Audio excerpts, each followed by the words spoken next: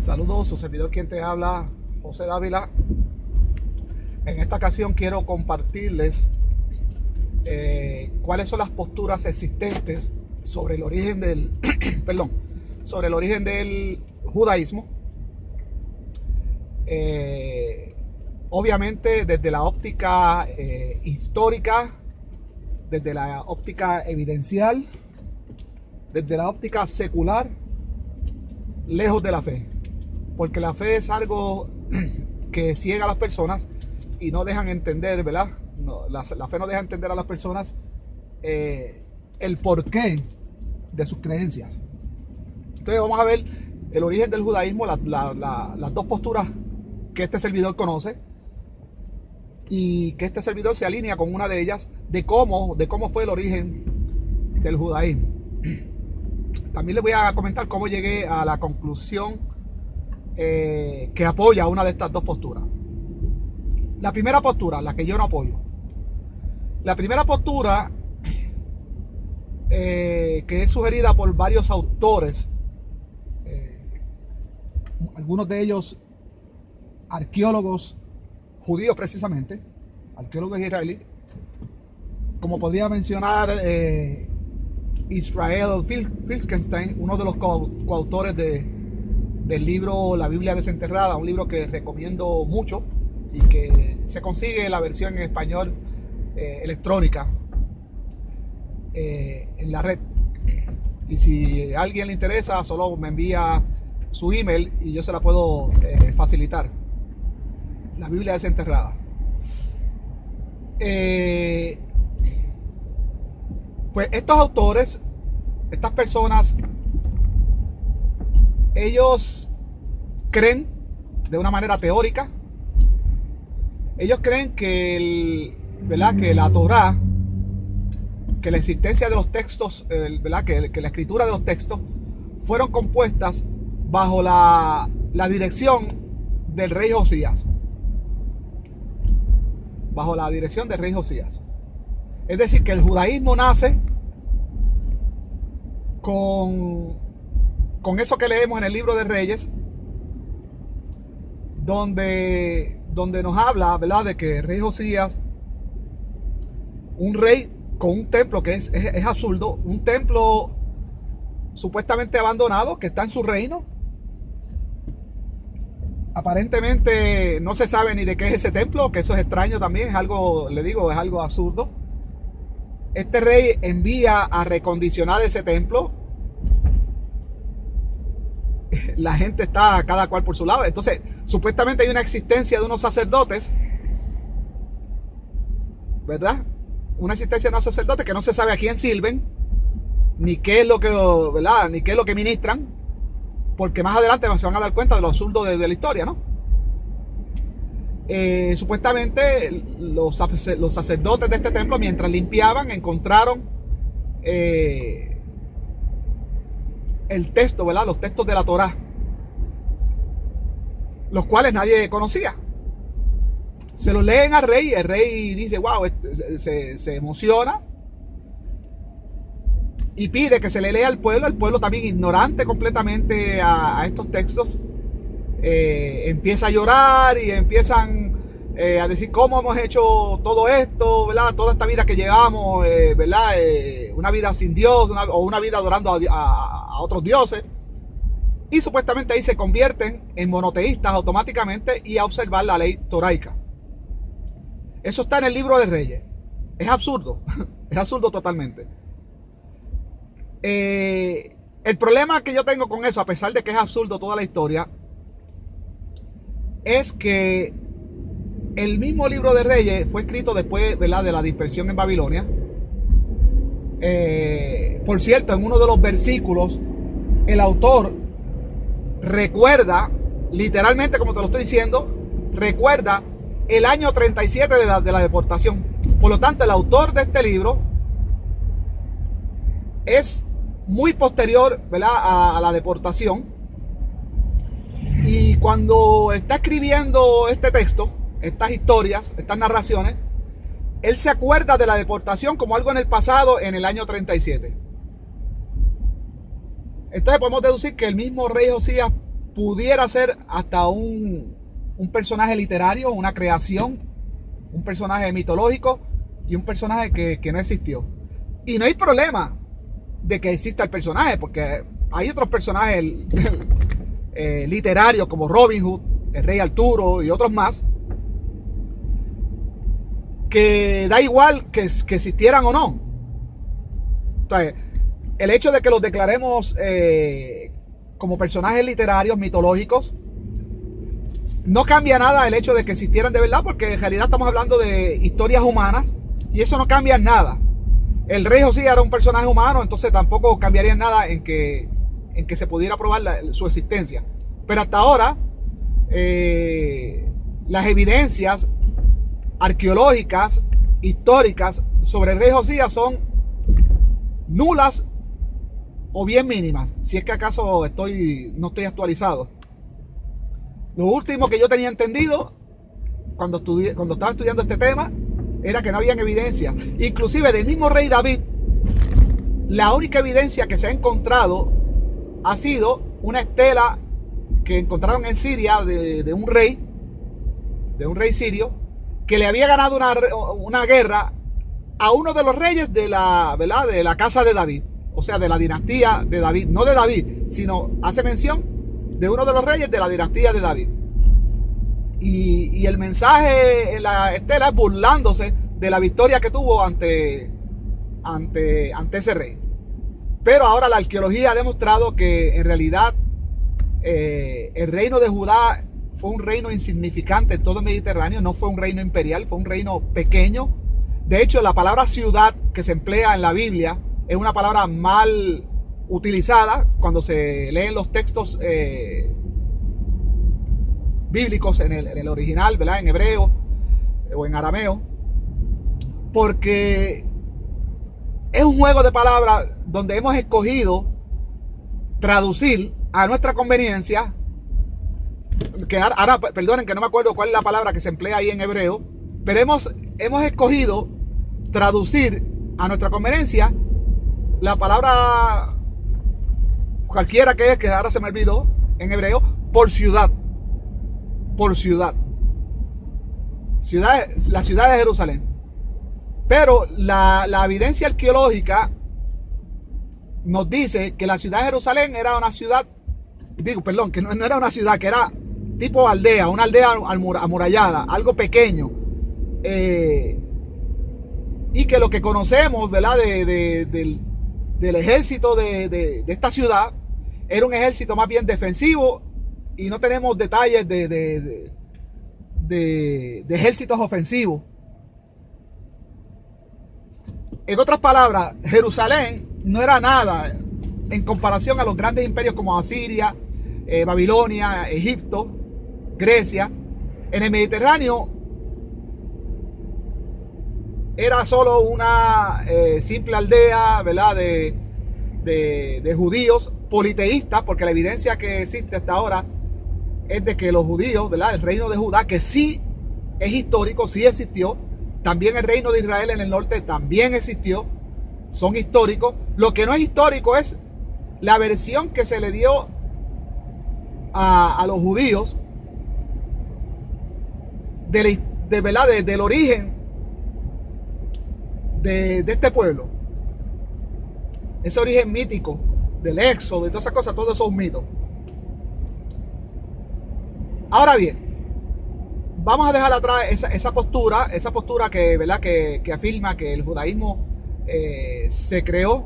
Y esto es una postura atea también, esto es una postura secular. Pero aún siendo secular, todavía Israel Finkelstein y muchos más afirman que el judaísmo se creó y que la Torá se escribió en tiempos del rey Josías.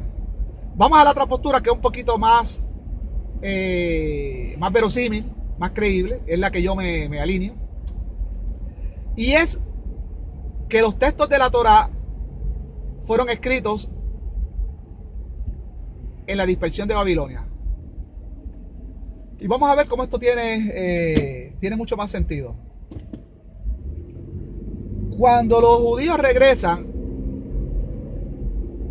de Babilonia, y tengo que hacer un entre paréntesis aquí, cabe señalar de que no todos los judíos quisieron regresar. Es más, fue una minoría la que quiso regresar a Jerusalén.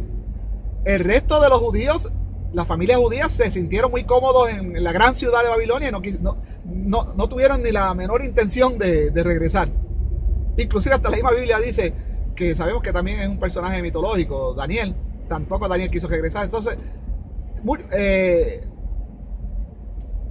muchos de los judíos que fueron deportados a Babilonia, les encantó la vida allá y después no quisieron regresar. Entonces los que regresan, es sospechoso, y aquí es que yo, ¿verdad? Cuando empecé a investigar el asunto y a indagar, terminé concluyendo que esta era la postura más realista. Me di cuenta que los judíos que regresaron de Babilonia a Jerusalén desconocían totalmente la existencia de la Torá y su contenido. Es más, aparentemente desconocían saber de Moisés y de Hashem, del Dios de los judíos. En los círculos cristianos se le conoce como Yahweh o Jehová, anyway. Los judíos desconocían. Eso usted lo puede constatar en el libro de Nehemías, en el capítulo 8 en adelante. Usted se puede dar cuenta que los judíos desconocían. Inclusive en el libro de Esdras, cualquier persona que sea un arquitecto, que sepa de construcción, se puede dar cuenta que lo que se describe en el libro de Esdras, que va paralelo con el de Nehemías, están narrando todo el mismo periodo. Ahí se ve que lo que se está hablando es de una construcción nueva, de una nueva construcción, no de una reconstrucción de un templo, como afirma la teología, y el mismo libro trata de dejar ver que es una reconstrucción, pero todo lo que habla sobre este templo es de una nueva construcción, un templo que se comienza desde sus cimientos. Una reconstrucción después de, ¿verdad?, de un incendio, ¿verdad?, que fue lo más que dice la Biblia que ocurrió. Siempre quedan paredes erectas, siempre quedan marcos parciales, que solo hay que repararlo, ¿verdad?, reparar el techo, reparar unas cosas, pero siempre queda una estructura erecta. Y sin embargo, aquí se está hablando de que el templo se comenzó a construir desde sus cimientos. Esto es una nueva construcción. No hay evidencia arqueológica de un primer templo. Entonces lo que creemos que es el segundo templo, en realidad siempre fue el único templo. Eso hay que dejarlo claro. Nehemías, en su tratado, él no pone importancia al templo para nada. Él habla de reconstruir las murallas de Jerusalén. Esa es su prioridad. Esdras, ¿verdad?, quien quiera que escribió Esdras, corrige este error teológico y le da prioridad al templo. Entonces, se le explica en la gran asamblea del séptimo mes, ¿verdad?, como lo que conocemos los judíos como Tishrei. En la gran asamblea se congregan los judíos y se les expone estos textos de los cuales ellos no conocían.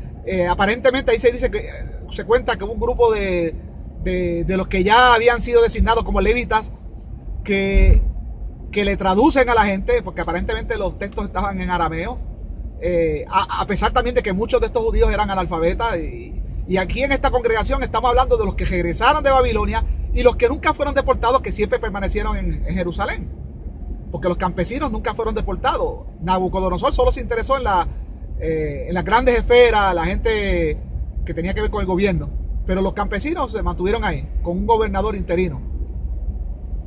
Entonces, otra cosa que es sospechoso sospechosa, es que si de verdad existía un primer templo que había sido arrasado, ¿verdad?, quemado, incendiado por Nabucodonosor, ¿por qué solo a Nehemías y a Esdras se les ocurre, ¿verdad?, reconstruirlo después de casi 100 años? Porque eso de 70 es algo teológico.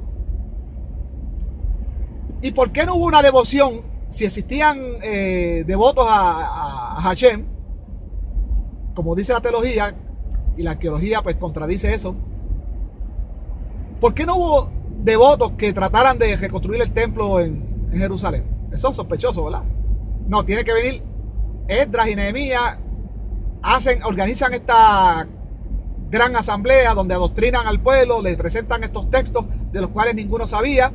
Y ahí pasa lo mismo que narran en el texto de Josías.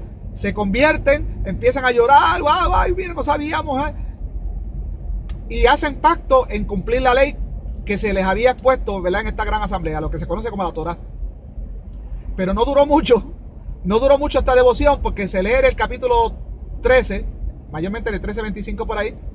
Nehemías, que era el gobernador de Jerusalén, de Judea, bajo el dominio persa, o sea que él se reportaba a los persas, la guardia que tenía, ¿verdad?, era persa. Él tuvo que regresar, ¿verdad?, después de esta gran asamblea, regresar a Babilonia, que era donde se acuartelaron los persas y después los griegos posteriormente. Pues tuvo que regresar ahí, estuvo un tiempo, y cuando regresa a Jerusalén encuentra que ya el culto se había desmoronado, inclusive al que habían designado como sumo sacerdote había puesto un primo, creo que a vivir en el Sancto Sanctorum, ¿verdad?, en el sitio principal, ¿verdad? Bueno, un despelote. Y dice en Nehemías 13:25 que tuvo que utilizar la fuerza con muchos. No dice la cantidad, dice con muchos. No, el autor no se quiso comprometer, y esa palabra ha sido traducida a conveniencia para que no se vea tan. Pero dice que tuvo que latigar a muchos. Entonces quiere decir que para comenzar este culto hubo que emplear la fuerza. Ahí lo dice Nehemías 3:25. Por otro lado, en Esdras, narrando de lo mismo, también esto es en Esdras capítulo 10, versículos de 7 a 9, por ahí. También se dice de que Esdras tuvo que usar el chantaje, decirle a los judíos que iban a perder sus propiedades y que iban a ser expulsados de la ciudad o de la comunidad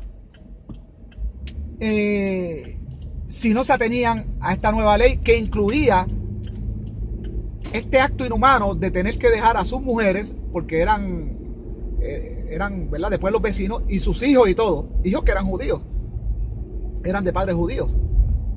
Pues se hizo que todos los judíos inhumanamente despidieran, rompieron sus familias a fuerza de chantaje de que iban a perder sus propiedades o que iban a ser expulsados de Jerusalén.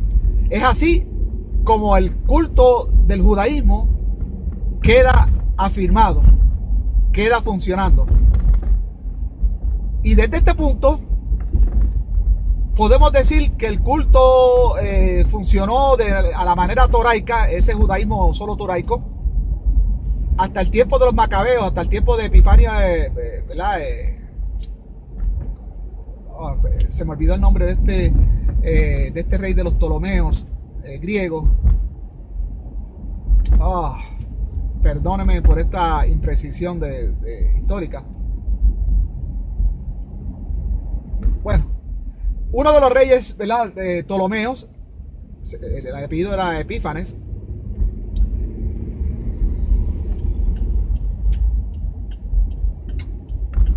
Estamos hablando del tiempo de los macabeos. Bueno, ya estoy llegando en mi trabajo. Para el tiempo de los macabeos, este rey trató de imponer, ¿verdad?, el helenismo. Entonces ahí hubo una rebelión entre los macabeos con las fuerzas de este rey, y los judíos, estos macabeos, lograron una independencia de Grecia, pero por un periodo muy corto, porque bueno, después pues llegó Pompeyo a la escena bíblica. Entonces pues ahí se acabó otra vez la independencia que habían logrado, entre comillas, y nunca más pues el culto fue el mismo, porque entonces al llegar los griegos a la escena histórica empezaron a colarse otras cosas en el judaísmo. El templo fue perdiendo protagonismo. Entonces empiezan las comunidades ya de la diáspora a hacer sus propias versiones de su templo al tipo griego, ¿verdad? Que a Zeus se le adoraba en todas las comunidades y cada comunidad tenía sus templos.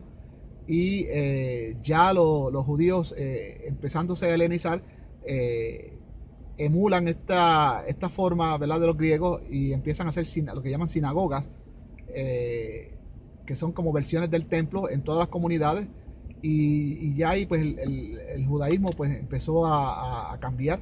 De hecho, en el primer siglo ya había muchos tipos de judaísmo. Estaban los saduceos, que a pesar de tener mala fama, eran los saduceos eran un tipo de judíos que su doctrina era basada en el judaísmo de Nehemías y Esdras, solo la Torá. Ellos no creían que si ángeles, que ni siquiera creían en la resurrección. Eso de la resurrección, eso fue cosas que se colaron, ¿verdad?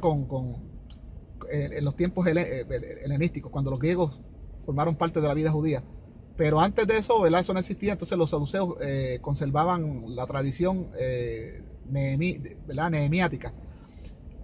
Los fariseos ellos sí habían asimilado estas creencias griegas y egipcias de la resurrección y otras cosas, la habían mezclado en su teología y eran otras sectas, estaban los celotes, los esenios, había muchos tipos de judaísmo en el primer siglo. Así que, bueno, hasta aquí los dejo. Perdónenme por esa falla de este rey de, ¿verdad? Ahora lo tengo. Antíoco Epífanes, es que se llama el rey de los Ptolomeos, Antíoco Epífanes.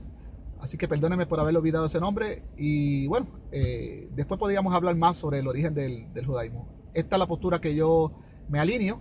Así que hasta la próxima. Podemos debatir el tema si usted desea. Chao.